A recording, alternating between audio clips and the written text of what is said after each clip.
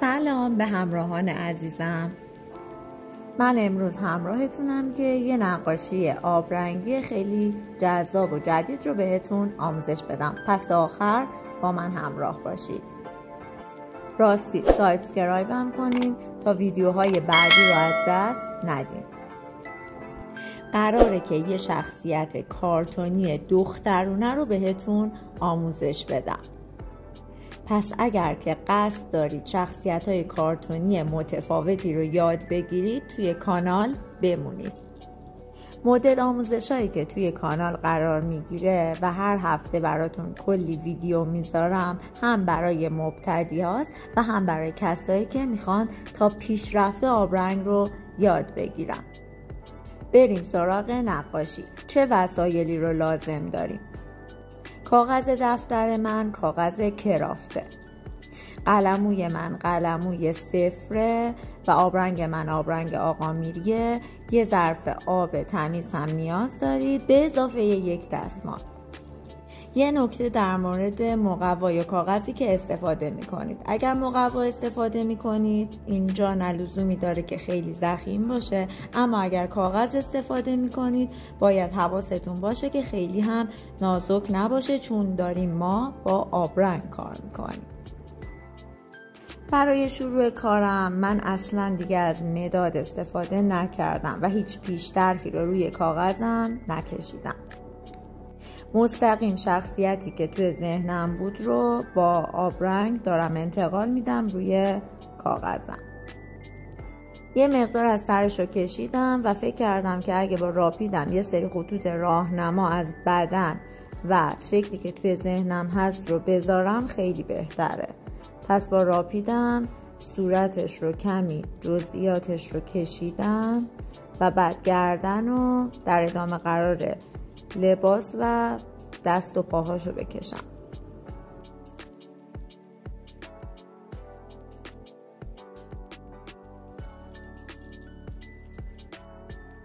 قطعاً که شما متوجه شدید که من چیز خاص و پیچیده‌ای توی ذهنم نبوده، فقط یک شخصیت کارتونی دخترونه توی ذهنم بود که اونو روی کاغذ پیاده کردم. البته که باید آناتومی بدن رو شما بدونید، پس سعی کنید طراحیتون رو قوی کنید اگر به شخصیت‌های کارتونی علاقه دارید.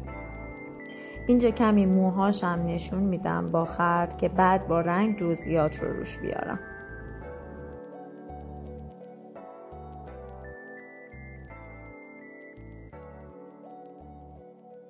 خب دیگه کافیه، بریم سراغ رنگامیزی. من نصف این دختر رو طراحی کردم و دلم میخواد که به کمک لکه ها بقیهش رو بسازم. پس همونطور که میبینید قسمت دامنش رو اول خیس کردم و با تکنیک خیس در خیس از چند تا رنگ تونالیته قرمز دامنش رو میسازم. شاید هنوز نتونید حدس بزنید که دامنش قراره چی بشه، اما تا آخر ویدیو با من باشید تا ببینید که این یک شخصیت کارتونی معمولی نیست. حتی تکنیکش هم معمولی نیست. چون نقاشی من دخترانه است، پس از رنگای شاد و جذاب استفاده کردم. برای دخترونه تر بودنش لازمه که یه مقداری جزئیات هم بهش اضافه بشه.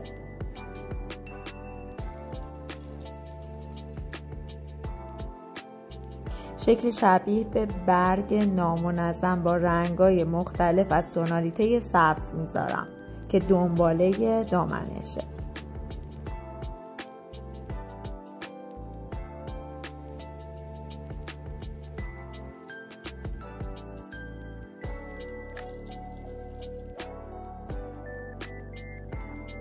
چون دخترها خیلی عاشق موهاشونن، شخصیت منم اینجا قراره که موهاش رو با جزئیات و در باد رفته نشون داده بشه.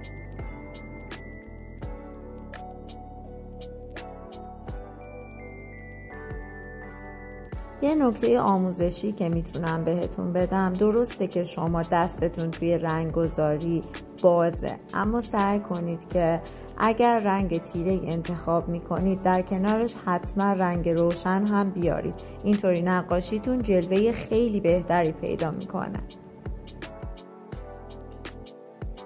برای لباسش رنگ‌های شاد انتخاب کردم، اما از رنگ پوستش هم غافل نشدم. یه صورتی خیلی کمرنگ رو برای صورتش و البته پاهاش هم الان نقاشی میکنم، اون رو انتخاب کردم تا نقاشیم کامل بشه. من میخوام پاهاش رو جوری بکشم که انگار در حال حرکته، همونطور که به دامنش انگار باد زده. قطعاً بعد از پاها لازمه که این شخصیت رو روی یک قسمتی قرار بدم.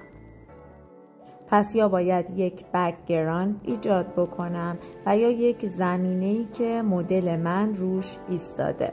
الان اینجا یک زمینه سبز مطابق با قسمتی از دامنش انتخاب کردم. دوست عزیزم، امیدوارم که از این آموزش هم لذت رو برده باشی و حتما امتحانش کنی. بالاخره اینجا سورپرایز آخر رو میخوام بهت نشون بدم که دامنش رو شکل برشی از یک هندونه در آوردم. پس با من همراه باش، چون که کلی در هفته برات آموزش و نکته آموزشی در مورد نقاشی میذارم.